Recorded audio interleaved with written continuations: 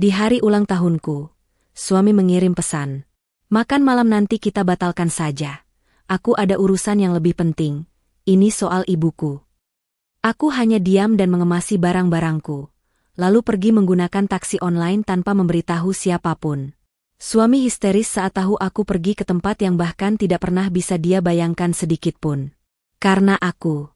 Sebelum ceritanya dimulai, silahkan tulis di kolom komentar dari daerah mana saja teman-teman yang menonton cerita ini. Jangan lupa like dan subscribe agar channel ini bisa semakin berkembang dan bisa mempersembahkan cerita yang lebih menarik lagi. Suasana di ruang makan itu hening, hanya terdengar suara detak jarum jam dinding yang terasa semakin lambat dan menyiksa. Hidangan istimewa yang telah dimasak sejak sore kini mulai kehilangan uap hangatnya. Tidak ada minuman beralkohol di atas meja itu, hanya ada teko keramik berisi teh melati terbaik dan sebotol air mineral yang embunnya mulai menetes membasahi taplak meja. Winda duduk di ujung meja dengan punggung tegak. Ia mengenakan gamis sederhana namun rapi, lengkap dengan jilbab yang menutupi kepalanya dengan anggun. Wajahnya tenang, nyaris tanpa ekspresi, seolah ia adalah patung lilin yang sedang menunggu kehidupan ditiupkan ke dalamnya. Hari ini adalah hari ulang tahunnya, dan ia telah menunggu suaminya, Fahri, selama 3 jam. Ponsel di samping piring makannya bergetar singkat, memecah keheningan yang menyesakkan itu.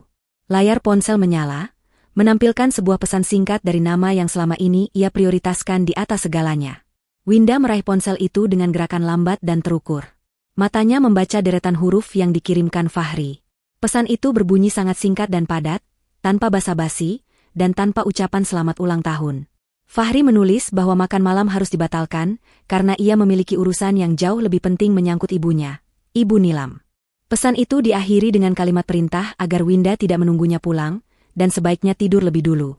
Winda meletakkan kembali ponselnya ke atas meja dengan sangat perlahan, tanpa membantingnya, tanpa ada air mata yang menetes di pipinya. Reaksi wanita itu sungguh di luar dugaan. Jika wanita biasa mungkin akan menangis terseduh-seduh atau melempar barang karena kecewa, Winda justru menghela napas panjang seolah beban berat baru saja diangkat dari pundaknya. Tatapan matanya yang semula lembut berubah menjadi dingin dan tajam, seperti permukaan danau beku yang menyimpan misteri kelam di dasarnya. Ia menatap kursi kosong di hadapannya, kursi yang seharusnya diduduki oleh Fahri, dan sebuah senyuman tipis yang sulit diartikan terukir di bibirnya. Wanita berhijab itu bangkit dari kursinya. Ia tidak membereskan makanan yang sudah dingin itu. Ia membiarkan semuanya tergeletak begitu saja seolah pesta itu memang sudah berakhir sebelum dimulai. Winda melangkah menuju kamar tidur utama mereka di lantai 2. Langkah kakinya terdengar tegas di lantai keramik, berbeda dengan langkahnya yang biasanya pelan dan hati-hati agar tidak mengganggu istirahat Fahri. Sesampainya di kamar, ia tidak menuju lemari pakaian untuk mengambil baju ganti atau bersiap tidur seperti perintah suaminya. Ia justru berjalan menuju sebuah lukisan pemandangan generik yang tergantung di dinding di samping lemari besar. Tangan Winda meraba sisi bingkai lukisan itu, menekan sebuah titik tersembunyi yang tidak kasat mata. Terdengar bunyi klik pelan, dan lukisan itu bergeser sedikit, menampakkan sebuah brankas kecil yang tertanam di dinding. Winda menempelkan ibu jarinya pada panel pemindai. Lampu indikator berkedip hijau dalam hitungan detik. Pintu brankas terbuka tanpa suara. Di dalamnya tidak ada perhiasan emas atau tumpukan uang tunai, seperti yang biasa disimpan orang kaya pada umumnya. Hanya ada sebuah flash disk berwarna perak titanium, sebuah kunci berbentuk aneh, dan beberapa paspor dengan foto wajahnya namun dengan nama dan kewarganegaraan yang berbeda-beda. Winda mengambil paspor bersampul hitam dan flash disk tersebut, lalu memasukkannya ke dalam tas tangan kecil yang biasa ia bawa. Ia kemudian membuka bagian belakang lemari pakaiannya, merobek sedikit lapisan kayu tipis di bagian paling bawah yang ternyata adalah ruang penyimpanan rahasia lainnya. Dari sana, ia mengambil sebuah kartu akses berwarna hitam pekat tanpa logo apapun. Winda menatap cermin riasnya untuk terakhir kali. Ia melihat pantulan dirinya, seorang istri penurut yang selama 5 tahun terakhir hidup dalam bayang-bayang suami yang biasa saja. Ia merapikan ujung jilbabnya, memastikan tidak ada sehelai rambut pun yang keluar, lalu berbisik pada bayangannya sendiri bahwa sandiwara panjang ini sudah selesai. Ia keluar dari kamar itu tanpa membawa koper besar. Ia tidak butuh baju-baju lamanya. Ia tidak butuh kenangan di rumah ini. Winda menuruni tangga dan langsung menuju pintu depan. Ia memesan taksi online melalui aplikasi di ponselnya, mengetikkan sebuah titik koordinat yang jarang dikunjungi orang sebagai tujuan. Tidak butuh waktu lama, sebuah mobil MPV hitam tiba di depan pagar rumahnya. Winda masuk ke dalam mobil itu, tanpa menoleh lagi ke arah rumah yang telah menjadi penjaranya selama ini. Rumah itu kini hanyalah bangunan kosong yang menyimpan kebohongan Fahri. Di dalam mobil, supir taksi sesekali melirik Winda melalui kaca spion tengah dengan tatapan ragu dan gelisah.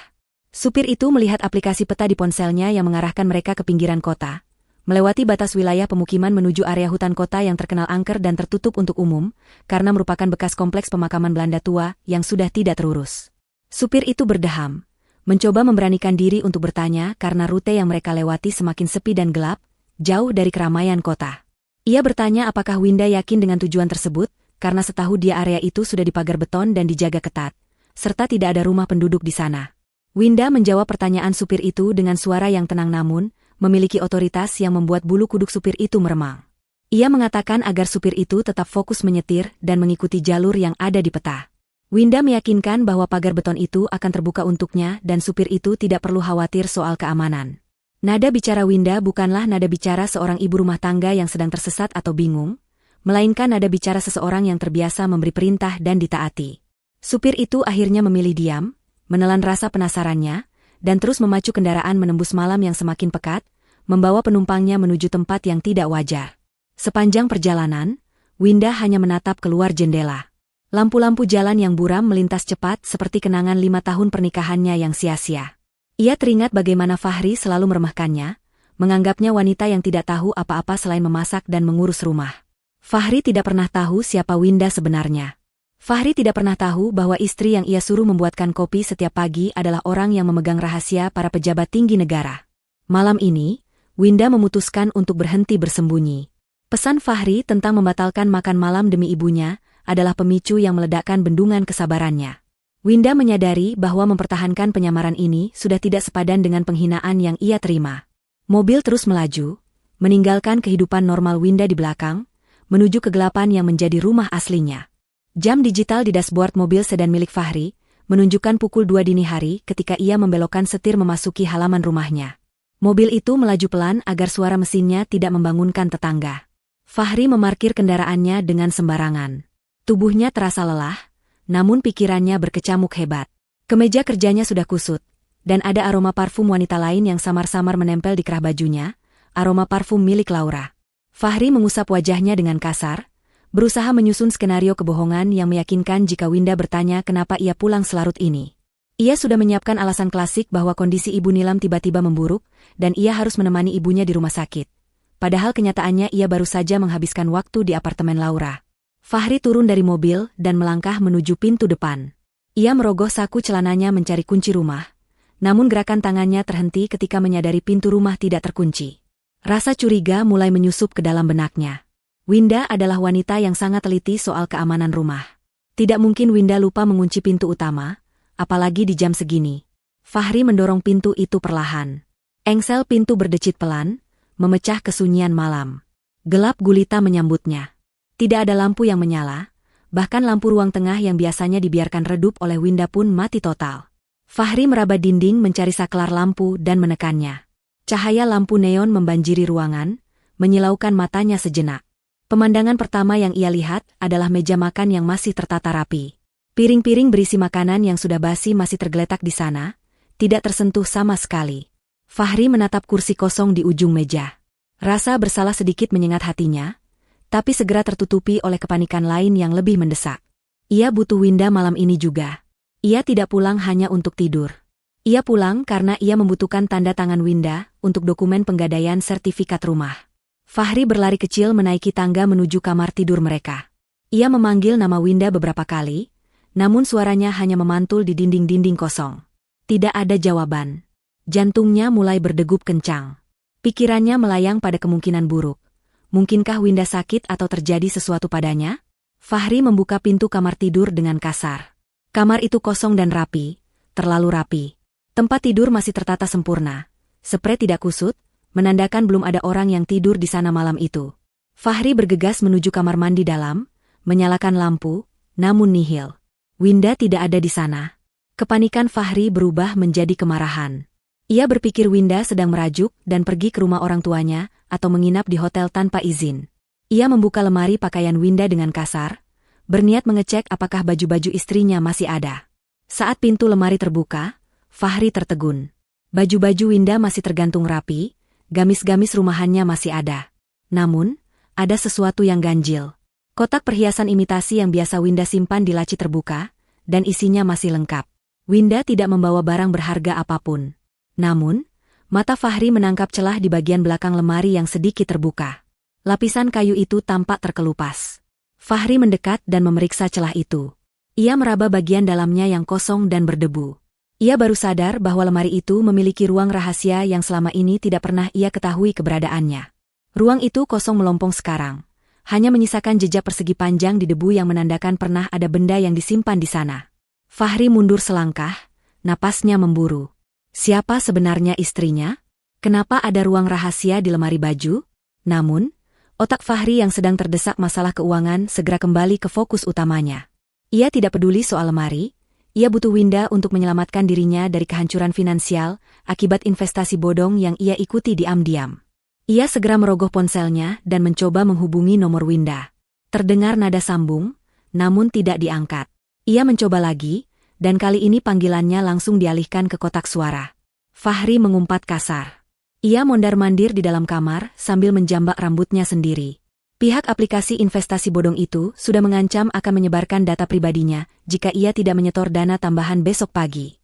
Ia butuh sertifikat rumah ini, dan sertifikat itu atas nama mereka berdua. Tanpa Winda, ia tamat. Dalam keputusasaan, Fahri memutuskan untuk menelepon ibunya, Ibu Nilam. Mungkin Winda pergi ke sana untuk mengadu. Ibu Nilam pasti tahu sesuatu. Tangan Fahri gemetar saat menekan kontak ibunya. Nada sambung terdengar cukup lama sebelum akhirnya diangkat. Namun, suara di seberang sana bukanlah suara Ibu Nilam yang biasanya cerewet atau manja. Suara Ibu Nilam terdengar bergetar hebat, diselingi napas yang tersengal-sengal seperti orang yang sedang ketakutan setengah mati. Fahri bertanya dengan nada tinggi apakah Winda ada di sana. Namun jawaban Ibu Nilam justru membuat Fahri semakin bingung. Ibu Nilam berbisik dengan suara parau, melarang Fahri untuk datang ke rumahnya. Ibu Nilam mengatakan bahwa ada banyak orang berseragam yang sedang menggeledah rumahnya saat ini. Mereka menanyakan tentang paket obat herbal yang biasa Ibu Nilam antar ke pelanggan. Fahri mengerutkan kening, tidak mengerti. Ia tahu ibunya sering berjualan obat herbal racikan sendiri, tapi kenapa sampai digeledah orang berseragam? Ibu Nilam terdengar menangis histeris sebelum sambungan telepon terputus tiba-tiba, menyisakan suara tut panjang yang menyakitkan telinga. Fahri membeku memegang ponselnya. Masalah apa lagi ini? Ibunya digerebek karena obat herbal? Pikirannya buntu. Ia kembali teringat pada Winda. Ia harus menemukan istrinya. Fahri membuka aplikasi pelacak lokasi keluarga yang pernah ia instal diam-diam di ponsel Winda dulu dengan alasan keamanan. Ia membuka peta digital itu, berharap titik GPS Winda masih aktif. Sebuah titik merah berkedip di layar ponselnya. Lokasi itu membuat mata Fahri terbelalak. Winda tidak berada di hotel, tidak di rumah orang tuanya, dan tidak di pusat perbelanjaan. Titik lokasi Winda berada jauh di pinggir kota, di sebuah area hijau yang luas yang ditandai sebagai kompleks pemakaman Belanda kuno. Lokasi itu adalah area terlarang yang sudah ditutup pemerintah bertahun-tahun lalu karena alasan sengketa lahan. Apa yang dilakukan Winda di tengah kuburan tua jam 2 pagi begini? Rasa takut mulai merayap di punggung Fahri, bercampur dengan rasa marah dan bingung. Apakah istrinya sudah gila? Atau istrinya diculik? Fahri tidak punya pilihan lain. Ia menyambar kunci mobilnya kembali. Ia harus menyusul Winda ke kuburan tua itu, menyeretnya pulang, dan memaksanya menandatangani surat hutang itu, tidak peduli setan apa yang menunggu di sana. Fahri berlari keluar rumah, meninggalkan pintu yang tetap tidak terkunci, menuju mobil sedannya untuk mengejar satu-satunya harapan yang ia miliki, tanpa menyadari bahwa ia sedang berkendara menuju mimpi buruk yang sesungguhnya. Mobil sedan Fahri membelah kabut tebal yang menyelimuti jalanan menuju pinggiran kota. Jalan aspal yang ia lalui semakin lama semakin rusak dan berlubang, tanda bahwa area ini sudah lama dilupakan oleh pemerintah kota. Di kiri dan kanan jalan, pepohonan besar dengan dahan-dahan yang menjulur seperti cakar raksasa menciptakan lorong gelap yang mencekam. Tidak ada lampu penerangan jalan di sini. Satu-satunya sumber cahaya berasal dari sorot lampu depan mobil Fahri, yang sesekali menangkap bayangan anjing liar yang melintas atau plang peringatan usang yang sudah tertutup lumut. Plang itu bertuliskan larangan masuk ke area cagar budaya pemakaman Belanda, namun Fahri tidak peduli. Rasa takutnya pada penagih hutang aplikasi investasi bodong jauh lebih besar daripada rasa takutnya pada hantu atau larangan masuk. Ia harus menemukan Winda malam ini juga, memaksanya pulang, dan mendapatkan tanda tangan sialan itu. Fahri membelokkan mobilnya ke sebuah jalan setapak berbatu yang mengarah ke gerbang utama kompleks pemakaman. Gerbang besi setinggi 3 meter itu tampak berkarat dan terkunci rantai besar. Namun, anehnya, gembok rantai itu sudah terbuka dan tergeletak di tanah. Seolah baru saja ada seseorang yang membukanya paksa atau memang memiliki kuncinya. Fahri menghentikan mobilnya tepat di depan gerbang. Ia tidak berani memarkir mobil terlalu jauh ke dalam. Ia mematikan mesin, menyambar senter dari laci dashboard, dan keluar dari mobil. Udara dingin langsung menusuk tulang, membawa aroma tanah basah dan daun busuk yang menyengat. Kesunyian di tempat itu begitu pekat, seolah suara serangga malam pun enggan terdengar. Fahri melangkah masuk melewati celah gerbang yang terbuka. Senter di tangannya menyapu area sekitar. Deretan nisan-nisan batu tua dengan bentuk salib dan patung malaikat yang kehilangan kepala menyambut kedatangannya. Rumput liar tumbuh setinggi pinggang, menyembunyikan jalan setapak yang seharusnya ada. Fahri berjalan dengan hati-hati, sesekali tersandung akar pohon yang menyembul dari tanah. Napasnya memburu, campuran antara lelah dan ngeri. Ia terus memantau ponselnya, memastikan titik lokasi Winda tidak berubah. Titik itu mengarah ke bagian tengah pemakaman, di mana terdapat sebuah bangunan makam besar, atau mausoleum yang biasanya milik keluarga pejabat kolonial di masa lalu. Setelah berjalan hampir 10 menit menembus semak belukar, Fahri akhirnya melihat bangunan itu. Sebuah mausoleum megah bergaya arsitektur gotik berdiri kokoh di tengah area terbuka. Dindingnya terbuat dari batu marmer hitam yang sudah kusam dimakan usia, namun tetap memancarkan aura keagungan yang mengerikan. Di sekeliling bangunan itu, tidak ada rumput liar yang tumbuh, tanahnya bersih seolah ada yang merawatnya secara rutin. Hal ini membuat Fahri semakin curiga. Bagaimana mungkin di tengah hutan belantara yang tidak terurus ini ada satu titik yang begitu rapi? Ia mengarahkan senternya ke pintu mausoleum yang terbuat dari besi tempat tebal dengan ukiran bunga mawar yang rumit. Pintu itu sedikit terbuka, menyisakan celah gelap yang mengundang masuk. Fahri menelan ludah, mencoba mengumpulkan sisa-sisa keberaniannya. Ia memanggil nama Winda dengan suara bergetar, namun tidak ada jawaban. Suaranya justru terdengar asing di telinganya sendiri, diredam oleh kabut yang semakin tebal. Dengan tangan gemetar, Fahri mendorong pintu besi itu. Engsel pintu yang seharusnya berkarat ternyata bergerak mulus tanpa suara, seolah baru saja diberi minyak pelumas. Fahri melangkah masuk ke dalam kegelapan mausoleum. Udara di dalam ruangan itu terasa berbeda, lebih dingin dan berbau logam, bukan bau apek seperti kuburan tua pada umumnya. Cahaya senter Fahri menyapu ruangan dalam mausoleum. Ruangan itu kosong. Tidak ada peti mati batu di tengah ruangan seperti yang ia bayangkan. Lantainya terbuat dari keramik motif catur hitam putih yang bersih mengkilap. Dinding-dindingnya polos tanpa hiasan. Fahri bingung. Aplikasi pelacaknya mengatakan Winda ada tepat di titik ini, tapi ruangan ini kosong melompong. Ia berputar-putar mencari jejak keberadaan istrinya. Mungkinkah Winda bersembunyi di balik pilar? Atau mungkin ada ruangan lain di belakang bangunan ini? Saat Fahri melangkah mundur karena frustrasi, tumit sepatunya menginjak salah satu ubin lantai yang terasa sedikit ambles ke bawah. Tiba-tiba terdengar suara mendesing pelan, seperti suara mesin hidrolik yang mulai bekerja. Fahri terlonjak kaget. Belum sempat ia bereaksi, lantai tempat ia berpijak bergetar. Fahri panik dan mencoba lari ke arah pintu. Namun pintu besi di belakangnya tertutup secara otomatis dengan bantingan keras, mengunci dirinya di dalam. Kegelapan total menyelimuti ruangan itu sejenak sebelum lampu darurat berwarna merah menyala di sudut-sudut ruangan. Lantai di tengah ruangan, area seluas 2x2 meter tempat Fahri berdiri, mulai bergerak turun perlahan. Fahri berteriak histeris sambil memukul-mukul dinding tak kasat mata di sekeliling lift tersebut, namun sia-sia. Ia sedang dibawa turun menuju perut bumi. Perjalanan turun itu terasa sangat lama dan menyiksa. Fahri bisa merasakan tekanan udara yang berubah, membuat telinganya berdenging. Ia tidak menyangka bahwa di bawah kuburan tua ini terdapat sebuah mekanisme teknologi canggih. Pikirannya mulai kacau. Apakah Winda diculik oleh organisasi rahasia? Atau apakah Winda terlibat sekte sesat?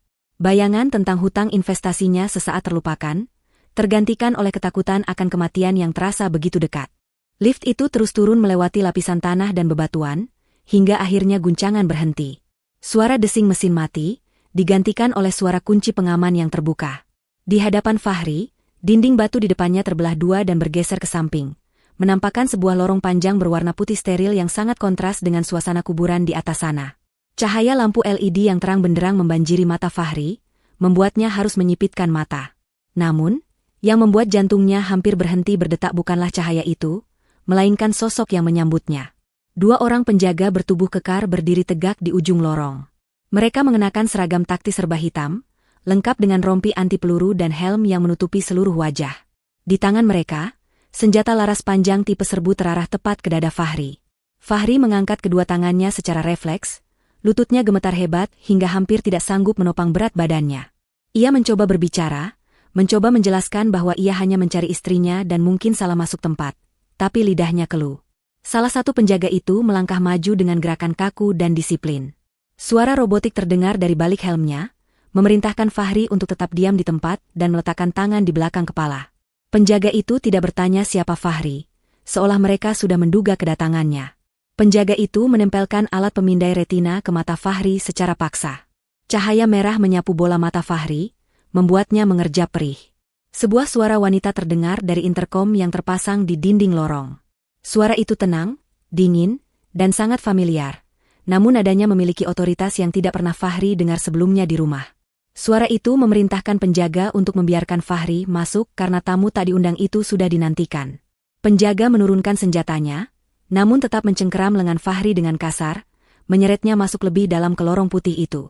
Fahri berjalan terseok-seok, pikirannya berputar liar mencoba mencerna situasi gila ini. Ia baru saja turun dari kuburan ke markas militer bawah tanah, dan suara di interkom tadi terdengar sangat mirip dengan suara istrinya, Winda, wanita yang selama ini ia anggap lemah dan membosankan. Fahri diseret paksa menyusuri lorong panjang yang dindingnya terbuat dari material kaca tebal dan logam. Di balik dinding kaca itu, Fahri bisa melihat ruangan-ruangan laboratorium di mana orang-orang berjas putih sibuk meneliti cairan berwarna-warni dan merakit perangkat elektronik mikro. Tidak ada yang menoleh padanya. Semua orang tampak fokus pada pekerjaan mereka masing-masing, bergerak dengan efisiensi tinggi seperti lebah pekerja di dalam sarang raksasa. Tempat ini bukan sekadar bunker persembunyian. Ini adalah sebuah fasilitas operasi tingkat tinggi yang entah bagaimana bisa eksis di bawah tanah kota tanpa terdeteksi oleh siapapun. Ujung lorong bermuara pada sebuah pintu ganda raksasa yang terbuka otomatis saat penjaga mendekat. Fahri didorong masuk ke dalam ruangan utama yang luasnya mungkin setara dengan lapangan sepak bola indoor. Ruangan ini, yang disebut sebagai The Hive atau sarang, adalah pusat saraf dari seluruh operasi tempat ini. Dinding ruangan dipenuhi oleh layar-layar monitor raksasa yang tersusun melengkung, menampilkan aliran data tanpa henti. Fahri melihat peta dunia dengan titik-titik merah dan hijau yang berkedip, grafik pasar saham global yang bergerak real-time, dan rekaman CCTV dari berbagai sudut kota, termasuk rekaman lalu lintas di jalan raya yang baru saja ia lewati. Suara dengungan pelan dari server komputer dan ketikan jari ratusan operator mengisi udara. Di tengah ruangan, puluhan meja kerja tersusun melengkung menghadap ke satu titik pusat. Sebuah panggung kecil yang ditinggikan, di mana terdapat sebuah meja kerja besar dari kayu mahoni hitam dan sebuah kursi pimpinan yang membelakangi pintu masuk. Fahri merasa sangat kecil dan tidak berarti di tempat ini. Ia seperti semut yang tersesat masuk ke dalam mesin jam yang rumit. Penjaga melepaskan cengkeraman mereka, membiarkan Fahri berdiri terhuyung di tengah ruangan, menjadi tontonan bagi beberapa staf yang menghentikan pekerjaan mereka sejenak untuk menatapnya dengan tatapan merendahkan. Matanya menyapu sekeliling dengan panik, mencari wajah yang ia kenal. Dan ia menemukannya. Di dekat panggung utama, berdiri seorang pria parubaya dengan setelan jas abu-abu yang sangat rapi. Pria itu sedang memegang tablet dan berbicara pelan ke arah kursi pimpinan yang masih membelakangi mereka. Fahri mengenali pria itu.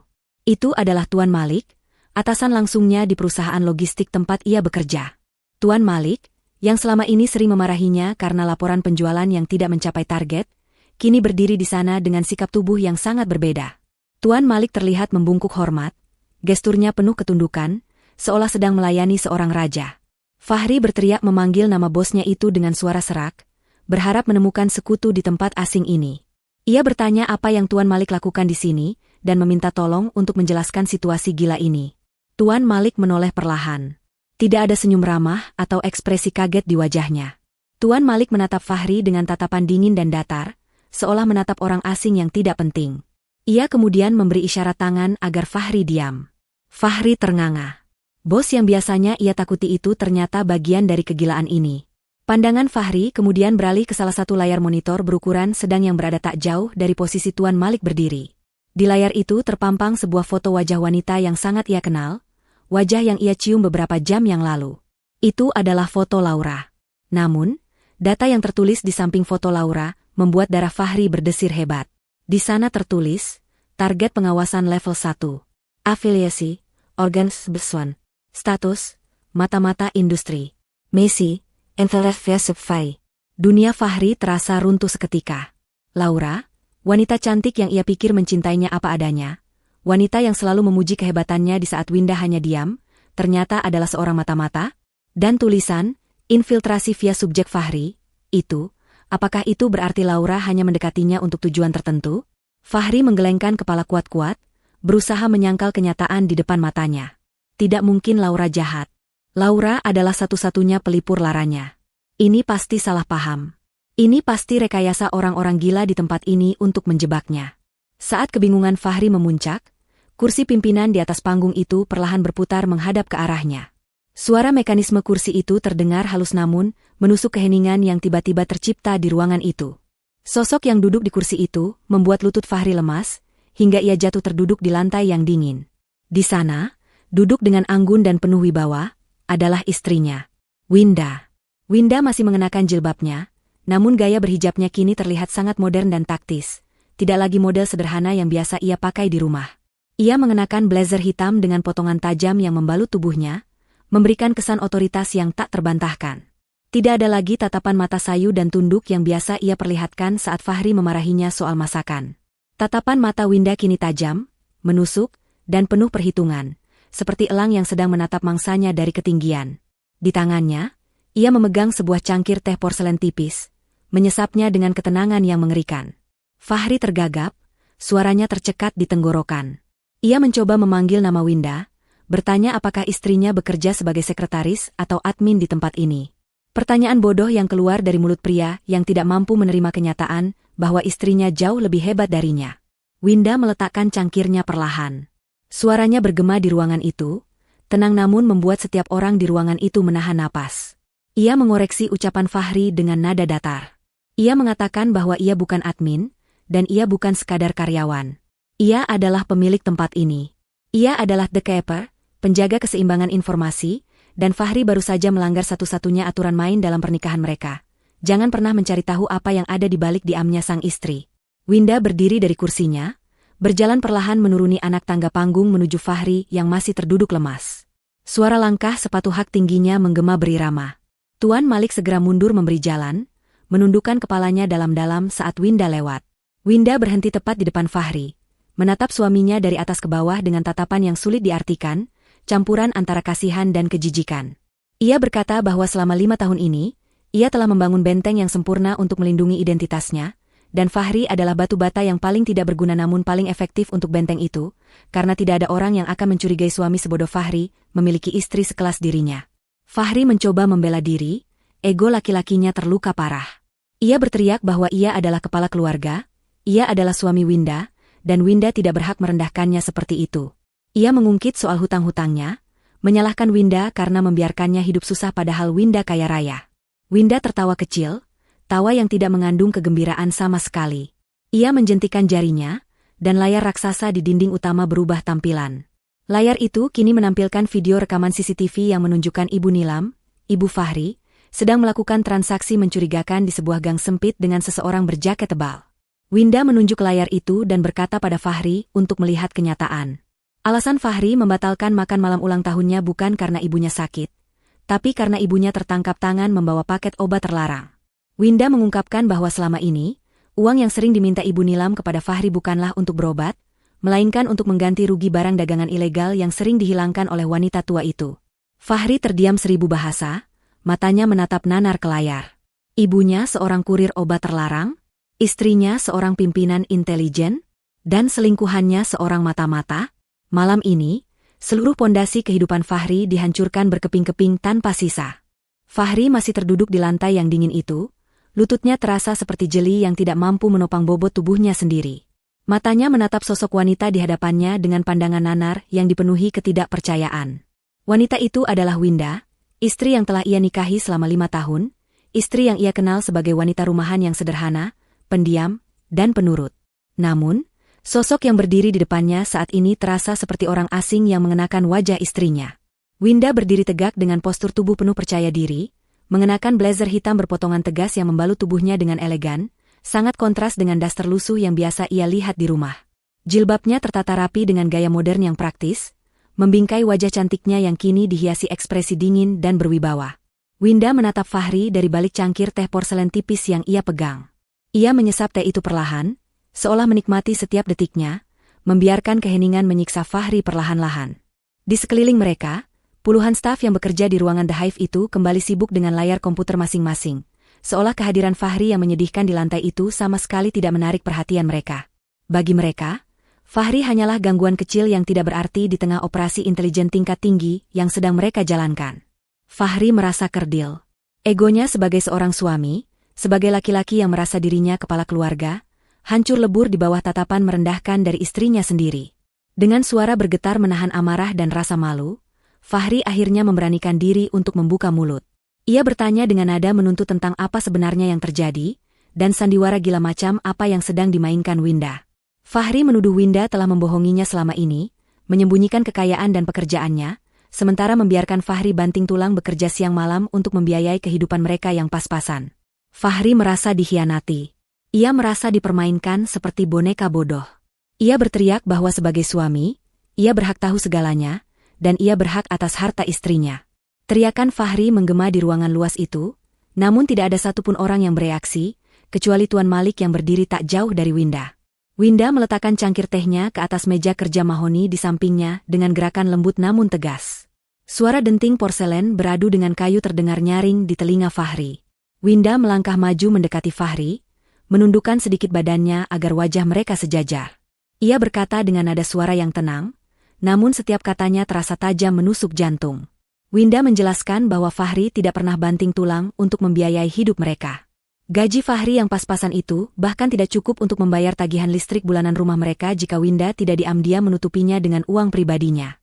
Winda mengungkapkan bahwa selama ini, gaya hidup hemat yang ia terapkan di rumah hanyalah cara untuk menyesuaikan diri dengan kemampuan finansial Fahri yang terbatas, agar suaminya itu tidak merasa rendah diri. Fahri menggelengkan kepalanya keras-keras, menolak mempercayai ucapan Winda. Ia mengungkit prestasinya di kantor, kenaikan jabatannya tahun lalu, dan bonus-bonus yang ia terima dari Tuan Malik. Ia merasa itu semua adalah hasil kerja kerasnya sendiri. Mendengar nama Tuan Malik disebut, Winda tersenyum miring. Ia menoleh ke arah Tuan Malik dan memberinya isyarat mata.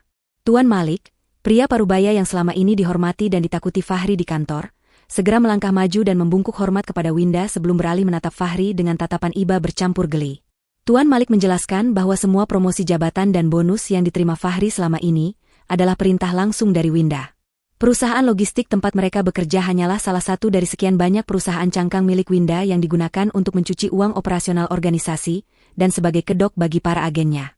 Tuan Malik menambahkan bahwa sebenarnya kinerja Fahri di kantor sangat buruk. Fahri sering salah input data, lambat dalam mengambil keputusan, dan tidak memiliki jiwa kepemimpinan. Jika bukan karena instruksi khusus dari Winda untuk menjaga Fahri tetap bekerja dan merasa penting, Tuan Malik sudah memecat Fahri sejak tahun pertama ia bekerja. Fakta ini menghantam Fahri lebih keras daripada pukulan fisik. Seluruh kebanggaan yang ia bangun selama bertahun-tahun runtuh seketika. Ia menyadari bahwa ia hanyalah karyawan tidak berguna yang dipertahankan karena belas kasihan istrinya. Ia bukan manajer sukses seperti yang ia banggakan di depan teman-temannya. Ia hanyalah suami boneka yang dijaga agar tetap sibuk. Winda kembali menegakkan tubuhnya dan berjalan memutari Fahri, seolah sedang menginspeksi barang dagangan yang rusak. Ia menjelaskan alasan kenapa ia memilih Fahri sebagai suaminya 5 tahun lalu. Saat itu, Winda sedang diburu oleh sindikat internasional dan membutuhkan tempat persembunyian yang sempurna. Ia butuh kehidupan yang sangat biasa, sangat membosankan, dan sangat tidak terlihat agar musuh-musuhnya tidak bisa melacaknya. Fahri adalah kandidat yang sempurna. Fahri adalah pria rata-rata dengan ambisi yang biasa saja, hidup yang monoton, dan tidak memiliki kepekaan untuk mencurigai sesuatu yang ganjil. Menikah dengan Fahri adalah kamuflase terbaik bagi Winda. Di mata dunia, Winda hanyalah istri dari seorang pegawai swasta biasa, dan itu membuatnya tidak terlihat oleh radar musuh. Namun, Winda melanjutkan, kesabarannya mulai habis ketika Fahri mulai bertingkah. Fahri yang merasa dirinya hebat mulai berani bermain api dengan wanita lain dan terjerumus dalam investasi bodong, karena keserakahannya ingin cepat kaya. Winda tahu segalanya. Ia tahu setiap kali Fahri berbohong tentang lembur padahal sedang bertemu Laura. Ia tahu setiap kali Fahri mentransfer uang gaji ke rekening aplikasi investasi palsu itu. Winda membiarkan semua itu terjadi bukan karena ia tidak peduli, tapi karena ia ingin melihat seberapa jauh Fahri akan menggali kuburannya sendiri. Malam ini adalah puncaknya. Ketika Fahri lebih memilih menyelamatkan muka di depan ibunya dan selingkuhannya daripada menghargai istri yang telah memberinya atap di atas kepala, Winda memutuskan bahwa kontrak pernikahan ini sudah tidak layak dipertahankan. Fahri yang merasa terpojok mencoba menggunakan kartu terakhirnya. Ia mengungkit soal sertifikat rumah.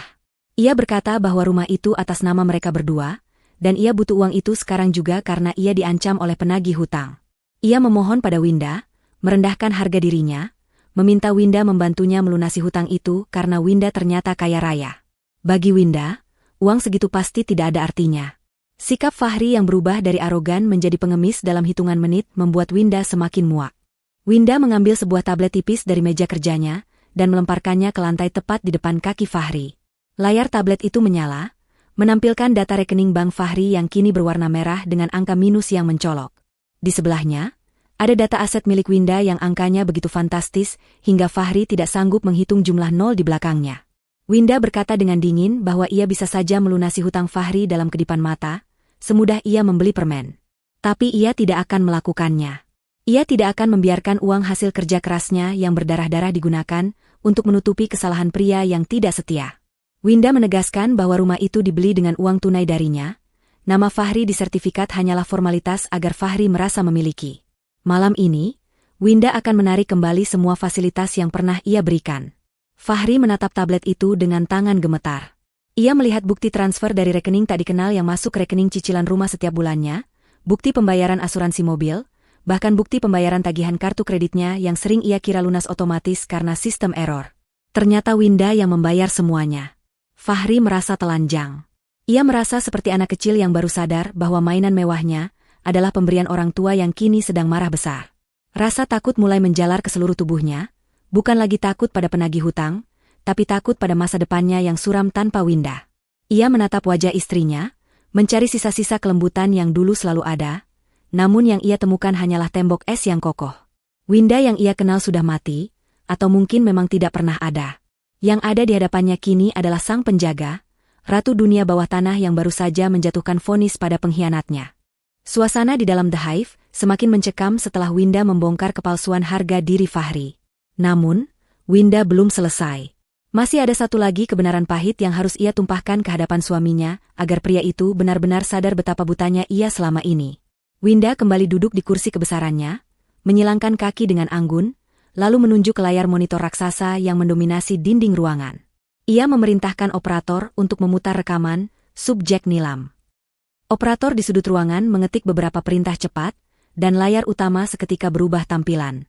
Fahri mendongak, matanya tertuju pada layar raksasa itu. Gambar yang muncul adalah rekaman CCTV hitam putih dengan kualitas tinggi, diambil dari sudut pandang kamera tersembunyi di sebuah gang sempit yang remang-remang. Di layar itu, terlihat sosok wanita tua yang sangat familiar bagi Fahri. Itu adalah ibunya, Ibu Nilam.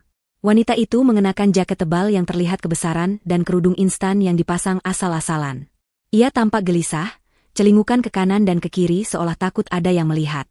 Di tangannya, ia mendekap erat sebuah bungkusan plastik hitam. Fahri mengerutkan kening. Ia mengenali lokasi itu adalah area pasar induk lama yang terkenal rawan kejahatan. Apa yang dilakukan ibunya di tempat seberbahaya itu sendirian? Tak lama kemudian, seorang pria bertubuh kurus dengan tato di leher muncul dari balik bayangan. Pria itu mendekati Ibu Nilam. Terjadi percakapan singkat di antara mereka. Ibu Nilam menyerahkan bungkusan plastik hitam itu kepada pria tersebut, dan sebagai gantinya, pria itu menyerahkan sebuah amplop tebal yang langsung dimasukkan Ibu Nilam ke dalam saku jaketnya. Gerakan tangan Ibu Nilam terlihat cepat dan terlatih. Sama sekali tidak terlihat seperti wanita tua yang rapuh dan sakit-sakitan, seperti yang sering ia keluhkan pada Fahri. Fahri ternganga melihat adegan itu. Ia mencoba menyangkal dalam hatinya, meyakinkan diri bahwa itu pasti hanya transaksi jual-beli biasa. Mungkin ibunya sedang membeli obat herbal atau menjual perhiasan lama. Namun, Winda mematahkan penyangkalan Fahri dengan kejam. Suara Winda terdengar menggema melalui pengeras suara ruangan, menjelaskan detail dari apa yang sedang Fahri tonton. Ia mengatakan bahwa bungkusan hitam yang diserahkan Ibu Nilam itu berisi 500 butir pil obat penenang dosis tinggi yang termasuk dalam kategori obat terlarang golongan 1. Obat-obatan itu dicuri dari gudang farmasi dan dijual kembali di pasar gelap dengan harga tinggi kepada para pecandu. Ibu Nilam, wanita yang selama ini Fahri anggap suci bak malaikat, ternyata adalah seorang kuda atau kurir senior dalam sindikat peredaran obat ilegal tersebut. Fahri berteriak tidak terima. Ia berdiri dan menunjuk layar itu dengan tangan gemetar, menuduh Winda memalsukan video tersebut. Ia berkeras bahwa ibunya adalah wanita yang taat beragama, rajin pengajian, dan tidak mungkin terlibat kriminalitas. Ia berteriak bahwa bungkusan itu pasti berisi jamu atau kerupuk pesanan orang. Winda hanya tersenyum tipis menanggapi histeria Fahri. Ia memberi isyarat lagi pada operator. Layar monitor itu kini menampilkan data forensik dan riwayat obrolan pesan singkat dari ponsel Ibu Nilam yang telah disadap. Deretan pesan teks terpampang jelas di layar, memperlihatkan percakapan antara Ibu Nilam dengan kontak bernama Bos Apotek. Bahasa yang digunakan dalam pesan itu sangat vulgar dan penuh kode-kode jalanan. Ibu Nilam membahas tentang rute pengiriman, menghindari patroli polisi, dan tawar-menawar harga per butir pil. Ada juga pesan suara yang diputar Winda. Terdengar jelas suara cempreng Ibu Nilam yang sedang memaki seseorang karena pembayaran yang telat. Suara itu jauh berbeda dari suara lembut dan merengek yang biasa didengar Fahri saat ibunya minta uang bulanan. Winda kemudian menjelaskan benang merah dari semua kekacauan hidup Fahri. Ia mengingatkan Fahri pada kejadian-kejadian masa lalu. Ingatkah Fahri ketika mobil sedannya sering dipinjam Ibu Nilam dengan alasan ingin pergi kondangan atau arisan? Ternyata mobil itu digunakan untuk mengangkut stok obat terlarang dalam jumlah besar agar tidak dicurigai polisi, karena mobil Fahri terlihat seperti mobil pegawai kantoran biasa. Ingatkah Fahri ketika Ibu Nilam sering menelepon sambil menangis meminta uang dalam jumlah besar dengan alasan sakit mendadak atau butuh operasi? Uang itu sebenarnya digunakan untuk membayar denda kepada sindikat, karena Ibu Nilam sering ceroboh menghilangkan barang atau ditipu oleh pembeli. Fahri lah yang selama ini tanpa sadar memodali bisnis haram ibunya, dan menjadi fasilitator transportasi bagi sindikat narkoba. Fahri jatuh terduduk lagi. Kakinya benar-benar lemas. Bayangan ibunya yang selama ini ia puja sebagai wanita terhebat di dunia hancur berkeping-keping. Ia merasa mual. Ia teringat betapa seringnya ia memarahi Winda karena dianggap pelit pada ibunya, padahal Winda mungkin sudah tahu kebenarannya sejak lama. Fahri menatap Winda dengan tatapan kosong, bertanya lirih kenapa Winda diam saja selama ini. Kenapa Winda membiarkan ibunya terus melakukan dosa itu? Winda menjawab dengan nada pragmatis yang dingin. Ia menjelaskan bahwa ia membiarkan Ibu Nilam beroperasi, karena sindikat tempat Ibu Nilam bekerja, adalah salah satu target operasi jangka panjang organisasinya. Winda menjadikan Ibu Nilam sebagai umpan untuk memancing ikan yang lebih besar. Selama Ibu Nilam masih berguna sebagai sumber informasi, Winda melindunginya dari kejaran polisi lokal. Winda lah yang sering menyuap petugas patroli agar mobil Fahri tidak digeledah saat Ibu Nilam membawanya. Winda lah yang memastikan Ibu Nilam tidak mati dibunuh saingan bisnisnya. Namun, malam ini, toleransi Winda sudah habis. Winda menceritakan kejadian beberapa jam yang lalu, alasan kenapa Fahri membatalkan makan malam. Ibu Nilam tertangkap dalam razia gabungan di pelabuhan saat hendak mengambil pasokan baru. Kali ini, Winda tidak turun tangan untuk mencegah penangkapan itu. Sebaliknya, Winda lah yang memberikan tip anonim kepada polisi tentang lokasi transaksi Ibu Nilam. Telepon panik Ibu Nilam kepada Fahri tadi adalah panggilan terakhir sebelum ponselnya disita petugas. Winda sengaja melakukan itu sebagai hadiah ulang tahun untuk dirinya sendiri, membersihkan sampah-sampah toksik dari kehidupannya. Saat Fahri masih bergulat dengan guncangan mental yang hebat itu, tiba-tiba lampu ruangan The Hive berubah warna menjadi merah berkedip-kedip. Suara sirena alarm meraung kencang, memekakkan telinga. Para staf yang tadinya tenang kini bergerak cepat dan sigap. Tangan mereka menari di atas keyboard dengan kecepatan tinggi. Suara sistem otomatis terdengar dari pengeras suara, memberitahukan adanya pelanggaran keamanan di perimeter luar pintu masuk utama. Winda menoleh ke arah layar keamanan dengan ekspresi waspada namun tidak panik. Di layar itu, terlihat rekaman dari kamera pengawas di lorong masuk tempat Fahri tadi diseret. Seorang wanita muda dengan pakaian ketat serba hitam sedang berusaha meretas panel kunci pintu. Wanita itu bergerak lincah, melumpuhkan satu penjaga dengan gerakan bela diri yang efektif. Fahri menyipitkan mata melihat layar itu, mencoba mengenali sosok penyusup tersebut. Ketika wanita itu menoleh ke arah kamera, jantung Fahri seakan berhenti berdetak untuk kedua kalinya malam ini. Wajah penyusup itu adalah wajah yang sangat ia rindukan beberapa jam lalu. Itu adalah Laura. Namun, Laura di layar itu tidak terlihat manis dan manja seperti Laura yang ia kenal. Laura di layar itu terlihat ganas, memegang pisau taktis, dan memiliki tatapan mata seorang pembunuh. Winda tertawa kecil, sebuah tawa yang terdengar sangat menyeramkan di telinga Fahri. Winda berkata bahwa pesta malam ini semakin meriah. Tamu tak diundang kedua sudah tiba. Laura, Selingkuhan Fahri ternyata bukan sekadar wanita murahan yang mengejar harta, tapi seekor serigala yang menyamar menjadi domba untuk masuk ke kandang singa. Dan malam ini, Winda sudah siap untuk menguliti serigala itu hidup-hidup di depan mata suaminya. Suara sirena alarm yang memekakan telinga perlahan mereda, tergantikan oleh dengungan rendah mesin pendingin ruangan yang kembali mendominasi atmosfer The Hive. Lampu merah yang berkedip tanda bahaya kini telah kembali menjadi putih terang, namun ketegangan di udara sama sekali tidak berkurang. Mata semua orang di ruangan raksasa itu tertuju pada pintu akses utama yang terbuat dari baja tebal. Pintu itu terbuka perlahan dengan suara desis hidrolik, menampakkan dua orang penjaga keamanan bertubuh raksasa yang sedang menyeret seorang wanita masuk ke dalam ruangan. Wanita itu meronta-ronta dengan liar, menendang dan menyumpah serapah. Namun tenaga fisiknya tidak sebanding dengan cengkeraman besi para penjaga yang menahannya. Fahri menyipitkan mata, berusaha mengenali sosok wanita yang sedang diseret itu. Jantungnya berdegup kencang, separuh berharap bahwa penglihatannya salah, separuh lagi takut akan kebenaran yang akan menghantamnya. Wanita itu mengenakan pakaian serba hitam yang ketat dan taktis, sangat berbeda dengan gaun-gaun manis berwarna pastel yang biasa ia lihat. Rambutnya yang panjang terikat kuda berantakan, dan ada luka lebam di sudut bibirnya. Namun, wajah itu tidak bisa dipungkiri lagi. Itu adalah Laura. Wanita yang beberapa jam lalu memeluknya mesra di apartemen, wanita yang ia anggap sebagai pelarian indahnya dari kebosanan rumah tangga, kini berada di sini, di markas bawah tanah rahasia ini, dalam keadaan terikat sebagai tawanan. Fahri, didorong oleh insting kepahlawanan yang salah tempat dan rasa cinta buta yang bodoh, berlari kecil mendekati Laura. Ia berteriak pada para penjaga untuk melepaskan kekasihnya. Dalam benak Fahri yang naif, ia berpikir Laura mungkin membuntutinya karena khawatir, atau Laura diculik oleh orang-orang jahat ini untuk mengancamnya. Ia tidak bisa memproses kenyataan bahwa Laura adalah penyusup. Fahri mencoba meraih tangan Laura, bertanya dengan suara gemetar apakah wanita itu baik-baik saja. Namun, respons yang ia terima sungguh di luar dugaan. Laura tidak menatapnya dengan pandangan memohon pertolongan atau kasih sayang. Laura menatapnya dengan sorot mata penuh kebencian dan kejijikan yang mendalam. Wanita itu meludah tepat ke wajah Fahri. Cairan ludah bercampur sedikit darah mengenai pipi Fahri, membuatnya terlonjak mundur karena kaget. Laura tertawa, sebuah tawa kering yang terdengar sangat kasar dan meremehkan. Ia membentak Fahri agar menyingkir dari hadapannya. Laura memaki Fahri dengan sebutan laki-laki bodoh yang tidak berguna. Kata-kata kasar itu meluncur deras dari mulut Laura, menghancurkan citra wanita lembut dan manja yang selama ini Fahri puja. Fahri terpaku di tempatnya, tangannya mengusap pipi yang basah oleh ludah, matanya membelalak tidak percaya. Ia bertanya dengan lirih kenapa Laura melakukan itu. Bukankah mereka saling mencintai? Laura kembali tertawa, kali ini lebih keras hingga menggema di seluruh ruangan. Ia menatap Fahri seolah sedang melihat kotoran yang menempel di sepatunya. Laura akhirnya membuka kedoknya. Ia mengaku bahwa ia tidak pernah mencintai Fahri, bahkan sedetik pun tidak. Bagi Laura, Fahri hanyalah sebuah misi, sebuah batu loncatan, dan alat yang paling mudah dimanipulasi.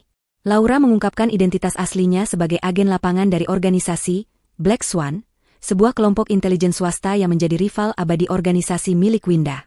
Tugas Laura sangat spesifik, mendekati Fahri, suami dari target utama mereka, untuk mencari celah keamanan dan menggali informasi tentang Winda. Fahri menggelengkan kepalanya lemah, air mata mulai menggenang di pelupuk matanya. Ia menyangkal ucapan Laura. Ia mengungkit momen-momen indah mereka, hadiah-hadiah yang ia berikan, dan janji-janji manis yang Laura ucapkan. Laura memotong ucapan Fahri dengan kejam. Ia menjelaskan bahwa semua itu hanyalah teknik dasar spionase yang disebut honeypot. Mendekati Fahri adalah tugas paling mudah yang pernah ia lakukan, karena Fahri memiliki ego yang rapuh dan kebutuhan validasi yang tinggi. Cukup dengan sedikit pujian tentang betapa hebatnya Fahri dan sedikit keluhan tentang betapa membosankannya Winda, Fahri langsung bertekuk lutut dan membuka semua akses pribadinya. Laura bahkan tahu kata sandi ponsel Fahri, data kantor Fahri, hingga jadwal rutin Winda, semua karena Fahri yang dengan sukarela menceritakannya di atas ranjang. Winda, yang sejak tadi duduk diam di kursi kebesarannya menyaksikan drama itu dengan wajah datar, akhirnya angkat bicara. Suaranya tenang namun mematikan, membelah perdebatan menyedihkan antara suami dan selingkuhannya itu. Winda berkata bahwa ia sudah tahu keberadaan Laura sejak hari pertama wanita itu mendekati Fahri di kedai kopi 6 bulan lalu.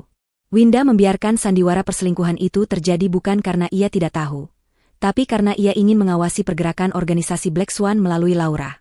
Winda menjadikan Fahri sebagai umpan hidup. Selama Laura sibuk mengurus Fahri yang manja, Winda bisa melacak aliran data yang dikirim Laura ke markas pusatnya. Fahri hanyalah pion yang dimainkan oleh 200 catur di papan permainan yang tidak ia mengerti. Winda turun dari panggungnya, langkah kakinya terdengar tegas mendekati Laura yang kini dipaksa berlutut oleh penjaga. Winda menatap Laura dengan tatapan dingin seorang predator puncak. Ia berkata bahwa Laura telah melakukan kesalahan fatal dengan mencoba menerobos masuk ke The Hive malam ini. Laura membalas tatapan itu dengan nyalang, berkata bahwa ia harus mengambil risiko itu karena Fahri tiba-tiba menghilang ke kuburan tua, dan ia pikir Fahri akan membocorkan rahasia kepada Winda. Laura takut misinya gagal, jadi ia nekat menyusul. Winda tersenyum sinis, memuji keberanian Laura yang bodoh. Ia kemudian beralih menatap Fahri yang kini tampak hancur lebur. Fahri merasa dunia di sekelilingnya berputar. 2 wanita yang ada dalam hidupnya ternyata memanfaatkannya. Ibunya memanfaatkannya sebagai kurir obat terlarang tanpa ia sadari. Laura memanfaatkannya sebagai pintu masuk spionase. Dan Winda, istrinya sendiri, memanfaatkannya sebagai tameng persembunyian. Fahri menyadari betapa kerdil dan bodohnya dia. Ia merasa telanjang di hadapan semua orang. Tidak ada cinta yang tulus untuknya. Semua hanya transaksi. Semua hanya kepentingan. Rasa sakit di hatinya bukan lagi karena patah hati, tapi karena hancurnya harga diri yang selama ini ia junjung tinggi. Ia menatap Laura yang masih menatapnya benci, lalu menatap Winda yang menatapnya dingin. Fahri sadar, ia sendirian di ruangan yang penuh sesak ini. Winda memberi isyarat kepada Tuan Malik. Pria parubaya itu menyerahkan sebuah tablet yang menampilkan data pengiriman informasi yang dilakukan Laura. Ternyata, data yang dicuri Laura dari laptop Fahri minggu lalu bukanlah data perusahaan logistik biasa, melainkan data umpan yang sengaja ditanam Winda. Data itu berisi koordinat palsu markas cabang organisasi Winda. Winda telah mempermainkan Laura dan organisasinya sejak awal.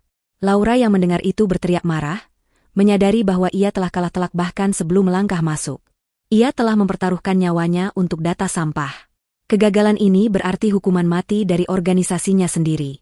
Fahri, yang kini telah kehilangan segalanya, cinta, kepercayaan, dan kebanggaan, jatuh berlutut di lantai. Ia menangis tanpa suara, bahunya terguncang hebat. Ia melihat Laura diseret menjauh ke sudut ruangan, dan ia melihat Winda kembali duduk di singgasananya. Panggung sandiwara kehidupan Fahri telah runtuh, menyisakan puing-puing kenyataan yang terlalu pahit untuk ditelan. Malam ulang tahun Winda yang seharusnya menjadi makan malam sederhana, telah berubah menjadi malam pengadilan bagi dosa-dosa dan kebodohan Fahri. Keheningan kembali menyelimuti The Hive, setelah Laura diamankan di sudut ruangan dengan mulut disumbat, agar tidak lagi meneriakkan sumpah serapah. Winda duduk kembali di kursi kerjanya yang megah, menatap Fahri yang masih berlutut di lantai dengan tatapan yang sulit ditebak. Tidak ada lagi sisa-sisa kehangatan seorang istri di mata itu.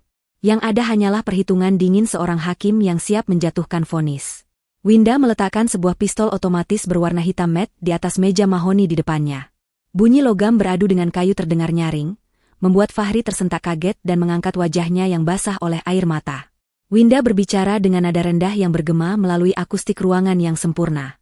Ia berkata bahwa dalam dunia intelijen tempat ia bernaung, setiap kesalahan harus dibayar mahal, dan setiap pengkhianatan memiliki konsekuensi. Fahri telah melakukan kesalahan ganda, mengkhianati pernikahan mereka dan secara tidak sengaja membahayakan keamanan organisasi dengan membawa masuk mata-mata musuh. Namun, Winda masih ingin memberikan satu kesempatan terakhir, bukan sebagai istri, tapi sebagai manusia yang pernah berbagi atap dengannya selama 5 tahun. Sebuah ujian terakhir untuk melihat apakah masih ada setitik saja moralitas atau keberanian yang tersisa dalam diri Fahri. Winda menampilkan 2 gambar di layar monitor besar di belakangnya. Gambar sebelah kiri adalah siaran langsung dari sel tahanan kepolisian tempat Ibu Nilam sedang diperiksa. Wanita tua itu terlihat ketakutan, meringkuk di sudut ruangan interogasi, wajahnya pucat pasi tanpa riasan tebal yang biasa ia pakai. Gambar sebelah kanan adalah Laura yang terikat di sudut ruangan The Hive. Nasibnya kini berada di ujung tanduk karena organisasi Black Swan pasti akan memburunya atas kegagalan misi, atau Winda bisa saja menyerahkannya ke pihak berwajib atas tuduhan spionase industri dan percobaan pembobolan. Winda memberikan ultimatum yang mengerikan. Ia berkata bahwa ia memiliki kuasa untuk membebaskan salah satu dari mereka. Dengan jaringan koneksinya, Winda bisa mengatur agar kasus Ibu Nilam hilang karena kurang bukti, membiarkan wanita tua itu bebas dan menghabiskan sisa hidupnya di panti jompo yang layak. Atau, Winda bisa membiarkan Laura pergi dengan aman, memberinya identitas baru dan tiket ke luar negeri, agar ia bisa memulai hidup baru jauh dari kejaran organisasi Black Swan. Tapi syaratnya mutlak, Fahri harus memilih satu. Hanya satu. Satunya lagi akan dibiarkan membusuk sesuai nasib mereka masing-masing. Ibu Nilam akan dipenjara seumur hidup karena obat terlarang, atau Laura akan dieksekusi oleh rivalnya. Fahri menatap kedua gambar itu bergantian. Keringat dingin mengucur deras dari dahinya. Napasnya memburu cepat. Ini adalah pilihan yang mustahil. Di satu sisi adalah ibunya, wanita yang melahirkannya, meskipun ternyata seorang kriminal yang memanfaatkannya. Di sisi lain adalah Laura, wanita yang ia cintai, atau ia pikir ia cintai, meskipun ternyata seorang mata-mata yang membencinya. Fahri merasa kepalanya akan pecah. Tekanan psikologis ini terlalu berat untuk mentalnya yang lemah. Ia menatap Winda, memohon dengan tatapan mata agar Winda tidak memaksanya memilih. Tapi Winda hanya diam, jarinya mengetuk-ngetuk meja menunggu jawaban. Waktu terus berjalan. Dalam kepanikan yang memuncak, otak Fahri bekerja dengan cara yang sangat egois. Sebuah sifat dasar yang selama ini ia sembunyikan namun Winda ketahui dengan sangat baik. Fahri teringat pada masalahnya sendiri yang paling mendesak. Hutang investasi bodong yang nilainya ratusan juta rupiah, ancaman debt collector yang akan menyebarkan aibnya, dan ancaman penjara karena penggelapan uang kantor yang baru saja dibongkar Tuan Malik.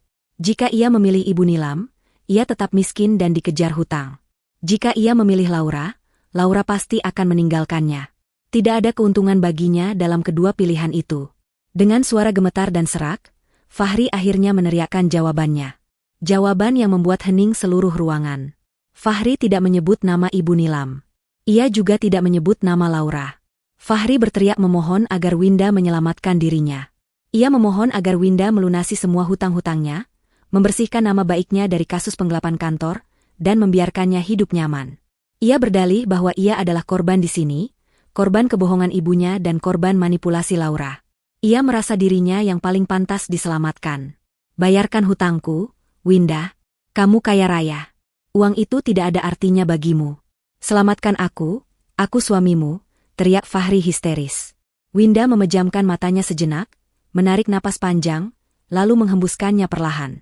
Ekspresinya bukan marah, melainkan kecewa yang mendalam bercampur rasa jijik. Prediksinya benar. Fahri adalah pengecut sejati. Di saat ia memiliki kesempatan untuk menebus dosa dengan menyelamatkan orang lain, ia justru memilih untuk menyelamatkan kulitnya sendiri. Winda membuka matanya, menatap Fahri dengan pandangan yang seolah membekukan darah. Ia berkata lirih bahwa Fahri telah gagal dalam ujian terakhir kemanusiaan. Fahri baru saja membuktikan bahwa ia tidak layak mendapatkan belas kasihan apapun. Winda berdiri, mengambil pistol dari meja, bukan untuk menembak, tapi untuk memasukkannya kembali ke dalam laci dengan gerakan tegas. Ia berkata bahwa vonis telah jatuh. Karena Fahri memilih dirinya sendiri dan mengabaikan nasib ibu serta kekasihnya, maka Winda tidak akan menyelamatkan siapapun. Tidak Ibu Nilam, tidak Laura, dan terutama, tidak Fahri.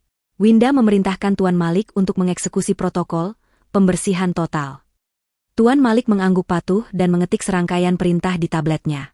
Detik itu juga, ponsel Fahri bergetar hebat. Notifikasi beruntun masuk. Notifikasi dari bank bahwa semua rekeningnya telah dibekukan dan asetnya disita. Notifikasi dari kepolisian bahwa surat perintah penangkapan atas nama Fahri Pratama telah diterbitkan atas tuduhan penggelapan dana perusahaan dan keterlibatan dalam jaringan distribusi obat terlarang sebagai pemilik kendaraan operasional. Notifikasi email pemecatan tidak hormat dari kantor. Dalam hitungan detik, kehidupan sosial dan ekonomi Fahri dihapus dari muka bumi.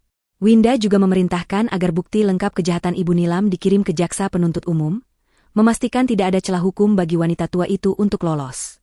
Untuk Laura, Winda memerintahkan agar wanita itu diserahkan ke pihak berwajib dengan bukti lengkap spionase industri, membiarkannya membusuk di penjara negara ini daripada dibunuh organisasinya. Sebuah hukuman yang lebih kejam bagi seorang agen, karena ia akan hidup dalam rasa malu. Fahri meraung, mencoba berlari ke arah Winda untuk memohon ampun. Namun kakinya dijegal oleh penjaga hingga ia tersungkur mencium lantai. Winda menatapnya dari ketinggian, tatapannya seperti seorang ratu yang melihat narapidana mati. Winda mengucapkan kalimat terakhirnya untuk Fahri, sebuah kalimat talak yang tegas dan final. Ia menyatakan bahwa mulai detik ini, pernikahan mereka dianggap tidak pernah ada. Winda akan menghapus jejak digital pernikahannya, membakar semua foto, dan kembali menjadi hantu. Fahri akan diingat dunia hanya sebagai seorang kriminal gagal yang menghancurkan hidupnya sendiri karena keserakahan.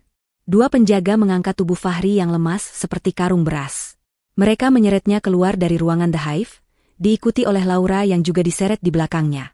Fahri berteriak memanggil nama Winda, tapi Winda sudah membalikan badan, kembali menatap layar monitor raksasa yang menampilkan peta dunia. Pintu baja tertutup rapat, memisahkan Fahri dari satu-satunya peluang keselamatan yang pernah ia miliki namun ia sia-siakan. Di dalam ruangan kedap suara itu, Winda kembali menyesap tehnya, air matanya menetes satu titik, bukan untuk Fahri, tapi untuk 5 tahun waktunya yang terbuang sia-sia bagi pria yang tidak pernah pantas mendapatkannya. Fahri merasakan tubuhnya dihempaskan dengan kasar ke atas tanah yang basah dan dingin. Aroma tanah kuburan dan daun busuk yang menyengat seketika memenuhi rongga hidungnya, menggantikan aroma steril dan dingin dari markas bawah tanah The Hive. Ia terbatuk-batuk, berusaha menghirup udara malam yang terasa menusuk paru-parunya. Kepalanya pening luar biasa, seolah baru saja diputar di dalam mesin sentrifugal. Pandangannya kabur, namun ia bisa merasakan tekstur rumput liar yang menggelitik wajahnya. Ia tidak lagi berada di ruangan canggih penuh layar monitor. Ia kembali berada di tengah kegelapan kompleks pemakaman Belanda tua yang sunyi dan mencekam. Ia mencoba bangkit, namun kedua tangannya terasa kaku, seolah baru saja disuntikan zat pelumpuh saraf sementara. Di sampingnya, ia mendengar suara erangan tertahan. Fahri menoleh dan melihat Laura tergeletak tak jauh darinya dalam kondisi pingsan, dengan tangan dan kaki terikat tali plastik yang kuat. Fahri ingin berteriak memanggil Winda, ingin memohon sekali lagi, namun suaranya tercekat di tenggorokan. Hening. Tidak ada suara mesin hidrolik, tidak ada suara dengungan server komputer, dan tidak ada jejak pintu baja yang tadi ia lewati. Di hadapannya hanya berdiri bangunan mausoleum tua yang pintunya tertutup rapat, tampak seolah tidak pernah dibuka selama ratusan tahun. Belum sempat Fahri memproses apa yang terjadi, cahaya menyilaukan tiba-tiba menembus kegelapan malam, diikuti oleh suara sirene yang meraung-raung memecah kesunyian hutan kota. Cahaya biru dan merah berputar-putar, memantul di nisan-nisan batu, menciptakan bayangan mengerikan yang menari-nari. 3 mobil patroli polisi dan 1 mobil van taktis berhenti dengan rem mendecit di area pelataran makam. Puluhan petugas berseragam lengkap dengan rompi anti peluru berlompatan turun, senjata mereka terarah lurus ke arah Fahri dan Laura. Teriakan perintah agar tiarap dan jangan bergerak terdengar susul-menyusul, menciptakan kekacauan yang memekakkan telinga. Fahri mengangkat tangannya dengan gemetar, air mata keputusasaan mengalir di pipinya yang kotor oleh tanah. Seorang petugas polisi menerjangnya, menekan wajah Fahri ke tanah, dan memasangkan borgol besi yang dingin di pergelangan tangannya. Fahri berteriak histeris, mencoba menjelaskan situasinya. Ia berteriak bahwa ia bukan penjahat, bahwa istrinya ada di bawah tanah, di dalam makam itu. Ia meracau tentang markas intelijen, tentang layar monitor raksasa, dan tentang konspirasi tingkat tinggi. Namun, semakin keras ia berteriak, semakin kasar perlakuan polisi padanya. Bagi para petugas, racauan Fahri terdengar seperti halusinasi seorang pecandu berat yang sedang sakau. Salah satu petugas senior melakukan penggeledahan badan pada Fahri. Dari saku jas Fahri, saku yang Fahri yakin kosong saat ia berangkat dari rumah, petugas itu menarik keluar sebuah bungkusan plastik bening berisi puluhan butir pil berwarna biru. Fahri terbelalak melihatnya. Itu adalah jenis obat terlarang yang sama dengan yang diedarkan oleh ibunya. Fahri menggeleng kuat-kuat, berteriak bahwa itu bukan miliknya, bahwa itu dijebak. Namun, bukti fisik sudah ada di tangan polisi. Di mata hukum, Fahri baru saja tertangkap basah di lokasi tersembunyi dengan barang bukti obat terlarang dalam jumlah signifikan. Winda, atau anak buahnya, telah menanam barang bukti itu dengan sangat rapi sebelum membuang Fahri keluar. Sementara itu, tim polisi lain mendobrak pintu mausoleum yang ditunjuk-tunjuk oleh Fahri. Fahri menahan napas, berharap polisi menemukan lift rahasia itu. Jika polisi melihat The Hive, maka cerita Fahri akan terbukti benar. Ia berharap polisi menemukan Winda. Namun, harapan itu hancur berkeping-keping ketika kepala tim penggeledah keluar dari mausoleum dengan wajah kesal. Petugas itu melaporkan kepada komandannya bahwa bangunan itu kosong melompong. Tidak ada lift, tidak ada teknologi, tidak ada jalan rahasia. Lantainya hanyalah tanah padat dan batu ubin pecah yang dipenuhi sarang laba-laba dan debu tebal. Fahri berteriak tidak percaya. Ia meronta, memaksa polisi membawanya masuk untuk melihat sendiri. Petugas yang jengkel akhirnya menyeret Fahri masuk ke dalam mausoleum, hanya untuk membungkam mulutnya. Dan benar saja, ruangan itu kosong. Lantai keramik motif catur hitam putih yang mengkilap tadi sudah tidak ada, digantikan oleh lantai batu kusam yang retak. Dinding-dindingnya berlumut, bukan dinding metalik steril. Teknologi kamuflase holografik dan mekanisme hidrolik yang dimiliki organisasi Winda begitu canggih, sehingga mampu menyembunyikan, atau mungkin memindahkan akses markas dalam hitungan menit. Di mata dunia, tempat itu hanyalah kuburan tua biasa. Fahri menjerit frustrasi, memukul-mukul kepalanya sendiri, tampak persis seperti orang gila yang kehilangan akal sehatnya. Fahri digelandang masuk ke dalam mobil polisi, duduk terhimpit di antara dua petugas yang menatapnya dengan jijik. Di mobil lain, ia melihat Laura yang baru sadar juga sedang diamankan. Laura tidak berteriak. Wanita itu hanya menunduk dalam-dalam, wajahnya pucat pasi, menyadari bahwa karirnya sebagai mata-mata dan hidupnya sebagai wanita bebas sudah tamat. Di tengah perjalanan menuju kantor polisi, Fahri melihat iring-iringan mobil lain yang membawa tahanan. Dari balik jendela teralis besi mobil tahanan itu, ia melihat ibunya, Ibu Nilam. Wanita tua itu menangis histeris sambil memukul-mukul kaca jendela, menatap mobil Fahri dengan tatapan penuh amarah dan tuduhan. Malam itu, keluarga kecil yang dibangun di atas kebohongan itu resmi runtuh di jalanan aspal yang dingin. Sesampainya di kantor polisi, mimpi buruk Fahri berlanjut ke tahap interogasi. Ia didudukan di kursi besi yang dingin di ruangan sempit dengan lampu sorot yang menyilaukan. Penyidik melemparkan tumpukan berkas ke atas meja. Berkas-berkas itu berisi bukti penggelapan dana perusahaan yang dilakukan Fahri selama 2 tahun terakhir, bukti yang dikirimkan oleh Tuan Malik. Ditambah dengan kepemilikan obat terlarang yang ditemukan di sakunya, dan kesaksian, yang direkayasa, bahwa mobil Fahri sering terlihat di lokasi transaksi narkotika jaringan Ibu Nilam, nasib Fahri sudah terkunci. Fahri mencoba menceritakan tentang Winda. Ia mengatakan bahwa istrinya adalah dalang dari semua ini. Ia menyebut nama Winda Kusuma, sang pemilik perusahaan logistik, sang ratu intelijen. Penyidik menatap Fahri dengan pandangan aneh. Penyidik itu kemudian menunjukkan data kependudukan. Di database sipil, nama Winda Kusuma memang ada sebagai istri Fahri, tetapi statusnya tercatat sebagai ibu rumah tangga biasa yang sudah mengajukan gugatan cerai 2 hari yang lalu dengan alasan KDRT dan penelantaran ekonomi. Tidak ada catatan kepemilikan perusahaan, tidak ada jejak aset triliunan rupiah. Lebih mengerikan lagi, ketika polisi mencoba melacak keberadaan Winda di rumah mereka, rumah itu ditemukan kosong. Tetangga bersaksi bahwa Winda sudah pindah sejak seminggu lalu, sebuah manipulasi ingatan atau data yang dilakukan tim Winda. Winda telah menghapus jejak digitalnya dengan sempurna. Ia menjadi hantu. Bagi polisi dan dunia luar, Winda hanyalah korban yang malang dari suami yang jahat, pecandu, dan korup. Fahri dianggap mengarang cerita fiksi ilmiah tentang markas bawah tanah untuk menutupi kejahatannya, atau karena efek halusinasi obat terlarang. Malam itu, di dalam sel tahanan sementara yang bau pesing dan penuh sesak, Fahri duduk memeluk lututnya di sudut ruangan. Ia tidak bisa tidur. Setiap kali ia memejamkan mata, ia melihat wajah dingin Winda yang menatapnya dari singgasana. Ia mendengar suara Winda yang menjatuhkan vonis talak. Fahri menyadari bahwa ia sedang melawan musuh yang tidak bisa ia lihat, tidak bisa ia sentuh, dan tidak bisa ia kalahkan. Ia sendirian. Benar-benar sendirian di dunia yang tiba-tiba menjadi sangat asing dan bermusuhan. Di luar sana, fajar mulai menyingsing, menandai hari pertama dari sisa hidupnya yang akan ia habiskan di balik jeruji besi, sementara wanita yang ia sia-siakan kini terbang bebas, tak tersentuh oleh hukum manusia biasa. 1 tahun telah berlalu sejak malam kelam di pemakaman tua itu, namun bagi Fahri, waktu seolah berhenti berputar. Ia kini mendekam di lembaga pemasyarakatan kelas 1, sebuah tempat di mana harapan mati perlahan-lahan dimakan oleh rutinitas yang membosankan dan kekerasan yang tersembunyi. Fahri yang dulu selalu tampil necis dengan kemeja licin dan rambut tertata rapi, kini tampak jauh lebih tua dari usianya. Wajahnya kurus, matanya cekung dengan lingkaran hitam yang permanen, dan kulitnya kusam. Rambutnya dipotong hampir botak, dan ada bekas luka baru di pelipisnya.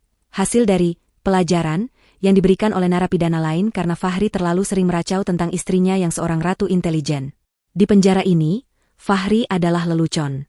Para sipir dan sesama tahanan memanggilnya, si komandan, dengan nada mengejek, karena Fahri sering berteriak dalam tidurnya, memberi perintah pada pasukan bayangan yang tidak ada. Tidak ada yang percaya ceritanya. Bagi mereka, Fahri hanyalah koruptor kacangan yang juga terlibat jaringan obat terlarang ibunya sendiri. Kunjungan keluarga adalah waktu yang paling menyiksa bagi Fahri. Bukan karena ia rindu, tapi karena ia harus bertemu dengan satu-satunya kerabat yang tersisa. Ibunya, yang kini ditahan di blok wanita di kompleks penjara yang sama. Pertemuan mereka di ruang kunjungan gabungan selalu diwarnai dengan kebencian. Ibu Nilam, yang kini duduk di kursi roda karena stroke ringan, tidak pernah berhenti menyalahkan Fahri. Dengan suara pelat dan air mata buaya, ia memaki Fahri sebagai anak durhaka yang tidak becus melindunginya. Ibu Nilam menuduh Fahri lah yang menjebaknya, padahal kenyataannya Fahri lah yang menjadi korban keserakahan ibunya.